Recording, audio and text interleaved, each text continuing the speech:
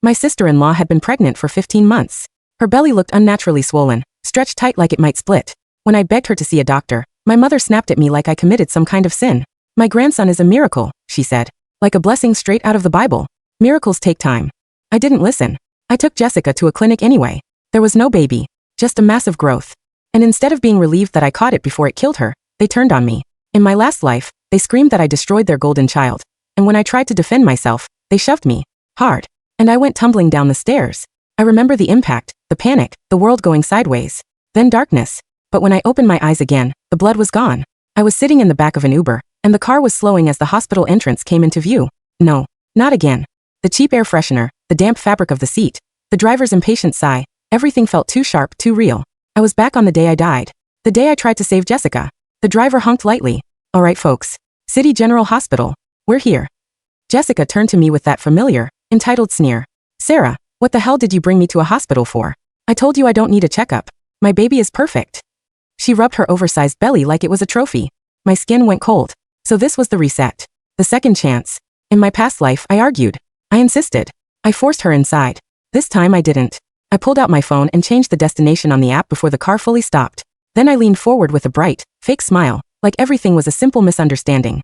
Hey, I said to the driver, sweet as syrup. I think the GPS glitched. Can you check the updated address? We're not stopping here. He glanced down, frowned, then nodded. Oh yeah, you're right, it updated. Heading to Mommy and Me boutique now. Jessica blinked, confused, suspicion narrowing her eyes. I turned to her and slipped into my most supportive sister-in-law voice. Jessica, look at you. You're about to pop. I realized dragging you to a doctor was too much. I wanted to do something nice instead. Let's go shopping. I'm going to spoil my future nephew with designer baby clothes. You know, show some love from his favorite aunt. Her face lit up instantly. Greed smothered suspicion like a blanket. Well, finally, she said, pleased with herself. That's more like it. About time you started acting supportive. We spent an hour in the boutique. I bought a ridiculous pile of overpriced baby items while she waddled through the aisles like a celebrity on a red carpet. On our way out, she even grabbed a free sample of expensive formula like she'd earned it. Whatever. A few $100s was a small price to pay to keep my life this time. Because I remembered what happened last time. In my past life, the doctor had detained us with a grim expression. If we don't operate soon, he'd said, she may not have much time. They didn't know what the mass was at first, benign or malignant, but it was large and dangerous, and her body was already struggling. Surgery pulled out something no one wanted to talk about afterward. Not a baby, but a serious medical crisis that had been growing unchecked. Jessica couldn't handle the truth. She was terrified people would whisper. Terrified she'd be laughed at. Terrified of being seen as anything less than blessed. So she made it my fault. And my mother. My mother practically begged for someone to blame. In my past life, she looked at me with wild eyes and a voice full of fury. You're jealous, she accused. Your brother finally gets a son, and you had to ruin it. You ruined our miracle. She called me every name she could think of, like cruelty was a sport. And when I tried to leave, when I tried to breathe, they cornered me. I remember the shove. The railing. The drop. The sickening realization that the people I tried to save were the ones who ended me. Not this time. This time, I was going to respect their choices. Their fate. Their delusions. Let them have it. It was pouring rain when we got back to the house. We were soaked by the time we stepped inside. My mom came out of the kitchen carrying a bowl of hot soup for Jessica, as if she were a sacred vessel. Then she looked at me with pure venom. Sarah, her belly is huge. Why would you drag her out in this weather? If anything happens to my grandson, you'll regret it. My brother David rushed in with a towel and started drying Jessica's hair like she was royalty. His eyes kept flicking to her stomach, full of awe, like he was staring at a miracle instead of a medical emergency. He sneered at me. Just because you can't have kids doesn't mean you should take it out on her. The irony almost made me laugh because David wasn't entirely wrong. Jessica was carrying something. Just not what they thought. In my last life, I'd been married for 3 years. I wanted to focus on my career. My husband, Michael, supported me through everything, until he couldn't anymore. After I died, Michael blamed himself. He tried to make it right by helping my family, even when they didn't deserve it. He paid their bills, covered their needs. At one point, he even signed over our rental properties because he thought he was honoring my memory. He didn't know the truth. He didn't know what they'd done. And eventually they took him too. To my mom and David, Jessica's belly was the holy grail. Mom spent her mornings at church, her evenings burning sage and whispering prayers over strange little rituals she'd picked up somewhere online. Before dinner, she would chant, Lord, protect the heir of our family, and then stare at Jessica like she'd won the lottery. Then she'd say proudly, see Jessica? If I didn't pray every day, you wouldn't be growing this fast. In the past, I tried to tell her that 15 months wasn't normal, that this wasn't a miracle, that it was dangerous. Mom called me stupid. Don't curse us, she snapped. Her belly is pointy. That means it's a boy. You went to college and you're still clueless. Jessica sat on the couch, rubbing her belly with smug satisfaction. Thanks, Mom. It's all because of you. I handed my mother the boutique bag. She peeked inside and immediately frowned. Why is this pink? You want my grandson dressed like that? Jessica had picked the outfits herself, but of course I was the convenient target. Jessica smirked and slid the knife in casually. I know, right? I wanted blue, but Sarah insisted pink was trendy. Then she turned to me, eyes gleaming. Since you messed up, just send me $1,000. I'll buy the right ones myself. And add extra for Mom's supplements and get David his cigarettes. He's been stressed. I saw right through her. She didn't want the right clothes. She wanted cash. Mom nodded fast, eager and intense. Do it, Sarah. Look how hard she's working carrying that baby. I didn't argue. I just tapped my phone like I was doing what they asked. A few minutes later, there was a knock at the door. A delivery driver stood outside with another bag. Mom, I said, smiling sweetly. The store called. They made a mistake. They sent the blue outfits for free and we can keep the pink ones. Mom's face lit up. She forgot about the money instantly. See, she said, triumphant. Even God knows my grandson needs blue. Jessica's smile cracked. She didn't get her payout and she hated that. By month 15, Jessica's appetite turned monstrous. The family-sized rice cooker wasn't enough anymore. Mom dragged out a huge catering pot and started cooking in bulk. Stew, grits, anything heavy and filling. I watched Jessica eat and felt my stomach twist. At first she used utensils. Then she didn't. She started shoveling food into her mouth faster and faster, barely chewing, swallowing like she was afraid someone might take it away. It wasn't normal hunger. It was like a bottomless pit had opened inside her. My brother was a big guy, and he didn't eat half as much as she did. Mom just kept piling food onto Jessica's plate, grinning like this was proof of destiny. Eat, eat, she crooned. A big appetite means a strong, healthy boy. Then she turned and scowled at me. Look at you. Skinny as a stick. No wonder you don't have kids. All you do is work. What's the point if you don't build a family? I stared at Jessica, at the way her eyes looked glazed and restless, at the frantic way her hands kept moving, searching for more. I lost my appetite. Jessica snatched my bowl away. You gonna eat that? You're too slow. She finished it in seconds, let out an ugly little burp, and laughed. I'm eating for 2 men, Mom. 5 minutes later, she was hungry again. The rice wasn't cooking fast enough, so Jessica stumbled out to the backyard garden. I followed to the doorway and froze. She dropped to her knees and started biting into raw sweet potatoes, dirt and all, like she couldn't even wait to rinse them. Her movements were frantic, desperate. David stood over her, rubbing her back like this was adorable. Look at that, Han, he called proudly. Our kid's going to be tough. When Jessica lifted her head, her eyes were wild, sharp and unfocused at the same time, like an animal cornered by its own hunger. A chill crawled up my spine. I took a step back. That was the moment I understood something I didn't want to say out loud. This wasn't pregnancy cravings. This was a body screaming for help while the people around her clapped like it was a talent show. And the worst part was, they liked it. They liked the spectacle. They liked the way her belly made them feel important, chosen, special. Jessica's pain was just background music to their fantasy. By month 16, it got worse. Mom started cooking like she was feeding a football team. She dragged out a giant stock pot she used for family reunions and filled it with rice, beans, casseroles, anything dense. Jessica would sit there and devour it with a blank stare, like the food was disappearing into a place that never filled. I watched her hands move faster, rougher, less human. David kept bragging. That's my kid, he'd say, like this was proof of strength instead of a warning sign. Mom kept praising her. Eat up, she cooed. My grandson needs to be big and strong. Then she'd turn and slice into me. You've never been pregnant. You don't understand. If you just hurry up and give us a baby, you'd see. I didn't even answer. I didn't have the energy to argue with delusion anymore. Jessica leaned over and snatched my plate again. If you're not hungry, I am. I stared at her while she ate and felt my stomach turn. Not from disgust at first, but from fear. Because she wasn't savoring anything. She wasn't even really tasting it. She was feeding something inside her that didn't care who it hurt, as long as it got more. And when the kitchen ran out, she started looking elsewhere.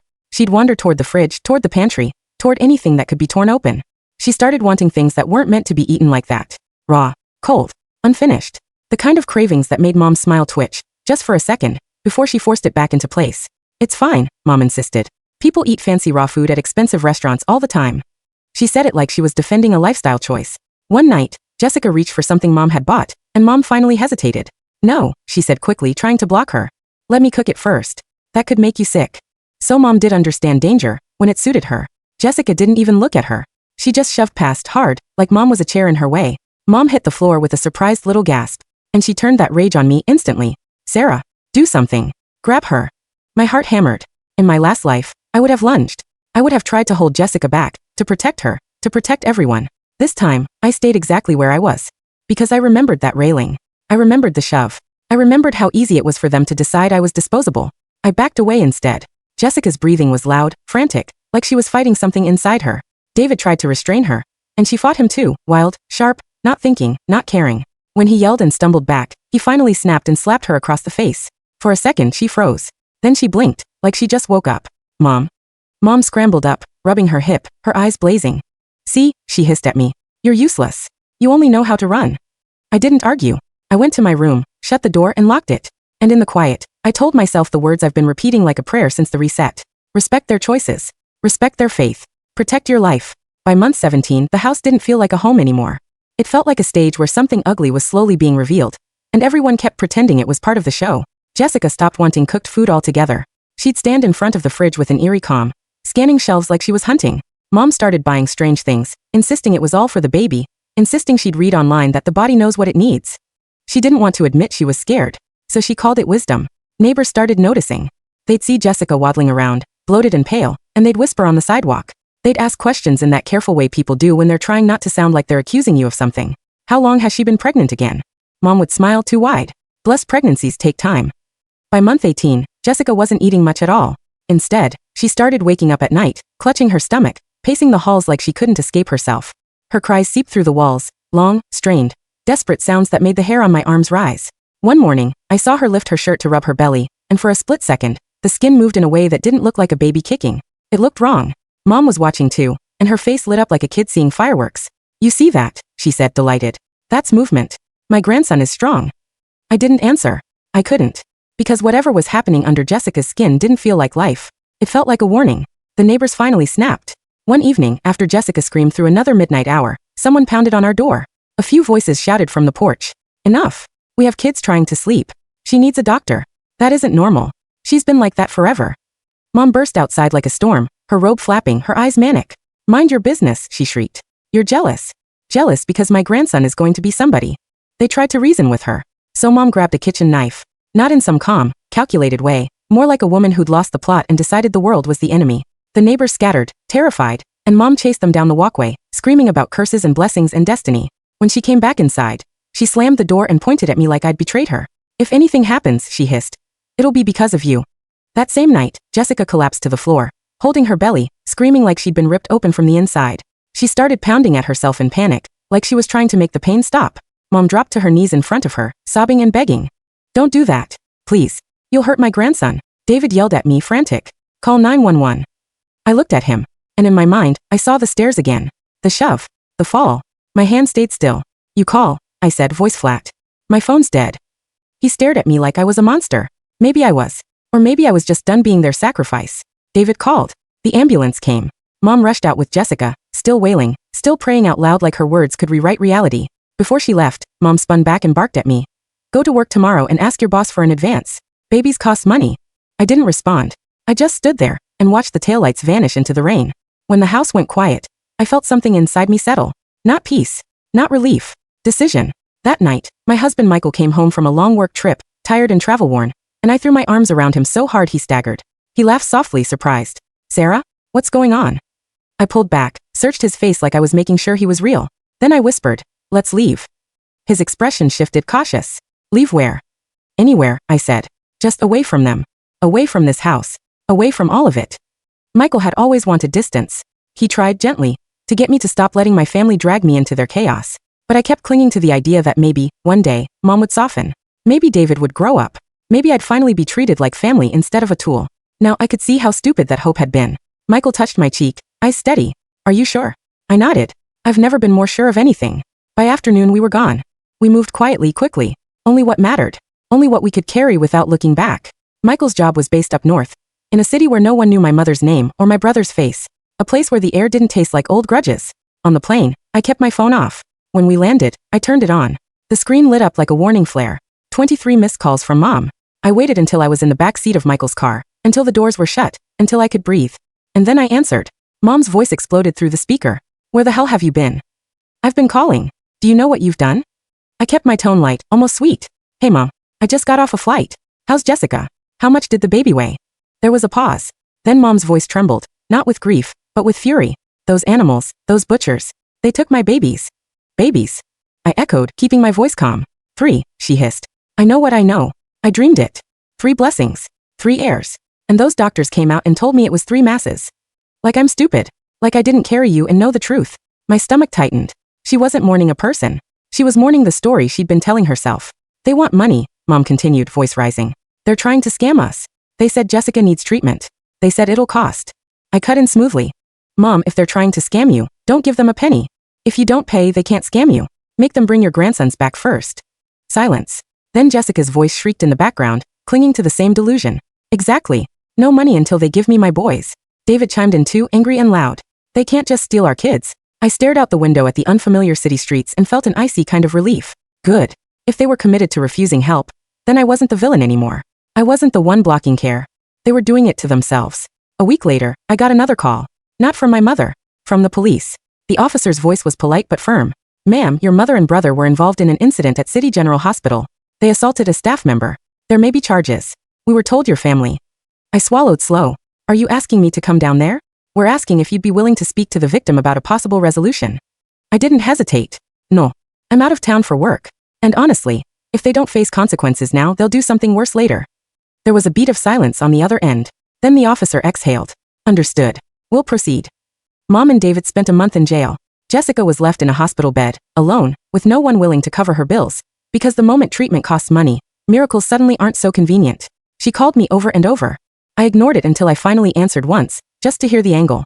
Her voice was weak, bitter. Sarah, everything's gone. The babies are gone. David is locked up. Your mom. I cut her off. So you lost your imaginary babies, and now you want my money. Aha spinking sobi. I am sick. And you were sick months ago, I said, voice cold. But you wanted a miracle, remember? And when someone tried to save you, you decided murder was the appropriate thank you. She went silent. I continued, calm as ice. When mom gets out, I'll tell her you worked with traffickers. I'll tell her you let the babies get stolen. If you think she's cruel to me, wait until she has no use for you. I hung up. It sounds heartless, I know. But heartless is being shoved down the stairs for trying to prevent tragedy. In my last life, Jessica's mass had been caught early. It had been removed before it turned into something worse. This time, without treatment, it didn't stay the same. 3 months later, when Mom and David were released, Jessica tried to come back to the house. Mom slammed the door in her face. You couldn't even keep my grandson safe, Mom spat, voice dripping with contempt. And now you want us to pay for you? You're useless. Jessica clung to David's arm, pleading. David, please. I'm sick. I didn't choose this. David yanked his arm away like she burned him. You're not bringing that problem into my house. She stumbled, fell to the porch, crying. And Mom just stood there watching. Not with guilt, never guilt, with calculation. Jessica's miracle belly had been her ticket to worship. Without it, she was nothing. And once Jessica was nothing, Mom needed a new solution. Which meant she needed a new womb to worship. Mine. Mom called me, voice syrupy, as if we were close. Sarah honey, I've been thinking. Your brother's getting older. It's hard for him to start over. And after everything, I just can't bear the idea of our family line ending. I didn't respond. I waited. Mom sniffed dramatically. If you and Michael had a baby, just one, we could raise it as David's. Like it's his. You don't even like kids, right? You'd be doing the family a favor. I actually laughed. A short, ugly sound. You want me to have a baby, hand it over, and pay you to raise it? Mom's voice sharpened. Watch your tone. I felt my jaw clench. That's illegal. That's trafficking with extra steps. She lowered her voice like she was sharing a secret. Don't be dramatic. Nobody has to know. I pictured her face as she said it. Calm, certain, entitled. And something in me went very still. I'm not doing it, I said. Mom's patience snapped. Fine, she hissed. Then don't blame me when I stop being nice. The next morning, I woke to noises in the kitchen. Metal clinking. Pots shifting. For a second, I thought Michael was up making breakfast. Then I turned my head and saw him sleeping beside me. My blood turned to ice. I slid out of bed and crept toward the hallway, every nerve awake. The smell hit me first. Chicken broth, herbs, the exact soup my mom used to make whenever she was trying to play the loving mother. My stomach dropped. I rounded the corner, and there she was. My mother. In my kitchen. Stirring a pot like she belonged there. David sat on my couch, head down, thumbs flying over his phone like this was a waiting room. Mom turned, beaming. Surprise. I made you soup. Drink it while it's hot. My mouth went dry. How did you get in here? Mom shrugged like it was obvious. I found your old coworker on Facebook. Got your address. Then I hired a locksmith. I didn't want to disturb you. You need rest. Healthy women make healthy babies. My hands curled into fists. Michael stepped out behind me then, drawn by the noise. He took one look at them, and his face went hard in a way I'd never seen. Who are you? He asked, voice flat. Mom launched into the performance instantly. I'm her mother. We came all this way to see our daughter. Is that a crime? David stood abruptly, chest puffing. Sarah, stop being dramatic. You're going to give the family a baby. That's it. He lifted a hand like he was about to strike. Michael moved faster than I could blink. He grabbed David's wrist midair and twisted just enough that David hissed in pain and dropped his arm. Michael's voice was low. Try that again and you'll regret it. Mom's eyes went wide, offended, like she couldn't comprehend a man defending his wife against her rights as a mother. Michael pulled out his phone. You have 5 seconds to leave before I call the police. Mom clutched her chest, tears appearing on command. This is what I get. After raising her? She owes me. No, I said, stepping forward. My voice surprised even me. Steady. Cold. I don't owe you a baby. I don't owe you money. And you are not welcome here. Mom stared at me like she'd never actually seen me before. Then she snapped, venom slipping out from under the tears. Fine. Don't come crying to me when you regret it. She stormed out. David followed, slamming the door so hard the lock rattled. For a moment, I just stood there shaking. Then something moved in the hallway behind us. A shadow. I turned and nearly screamed. Jessica stepped out of my closet like a ghost. She had my bag slung over her shoulder. My perfume, my jewelry, a limited edition purse Michael had given me. Even things that had nothing to do with her. Like she was grabbing pieces of my life to patch her own. She forced a smile. Sarah, relax. You have so much. I'm just taking a couple things. A couple? Michael's voice was dangerously calm. Jessica lifted her chin, defiant. It's her stuff, not yours. She can share. Ich zirte her. Put it back. She rolled her eyes. Seriously? You're being selfish. I'm sick. Put it back, I repeated. Every single thing. Michael picked up a golf club from the corner, something he kept for weekend practice, and rested it casually in his hand. He didn't raise it. He didn't threaten. He just stood there, a wall. Jessica's bravado faltered. One by one, she put my things back where she found them, muttering under her breath the whole time. When she finished, she looked at me with watery eyes, shifting tactics like a seasoned con artist. Okay, fine.